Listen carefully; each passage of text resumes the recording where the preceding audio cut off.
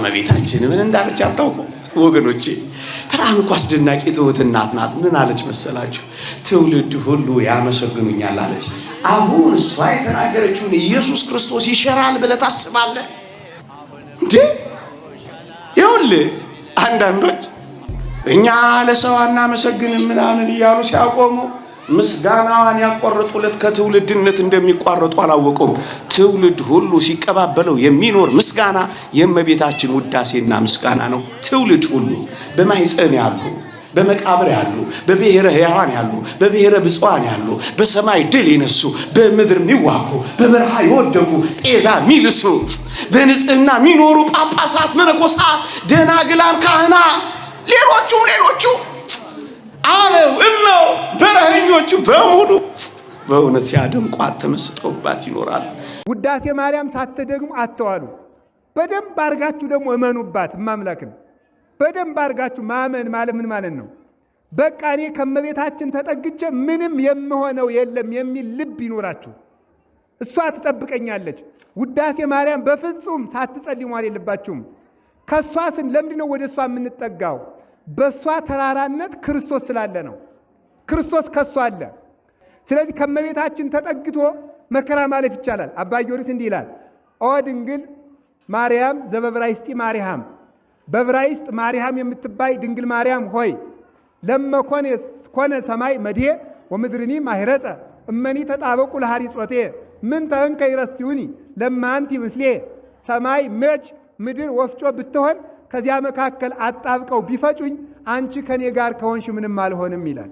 ስለዚህ እመቤታችን በደንብ በጸሎቷ በረዴቷ ተማመኑባት።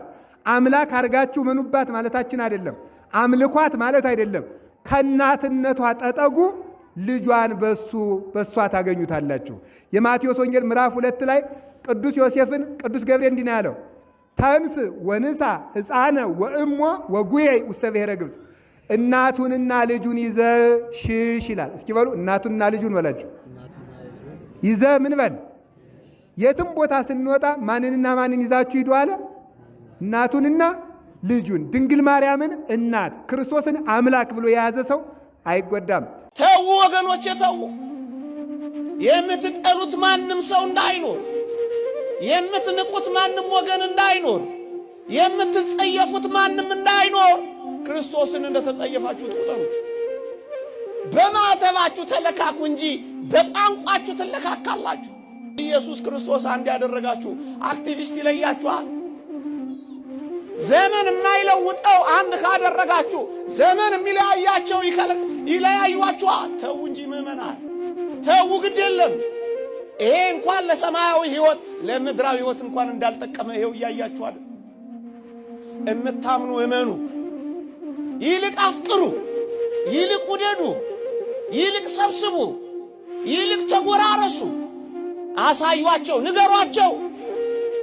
ጸብጫሪዎችን፣ ነገረ ሰሪዎችን፣ ህዝብ ከህዝብ የሚያጣሉትን፣ ክፉ ካልሆነ በቀር ደግ የማይቀናቸውን ንግግራቸው መረረን የመረረውን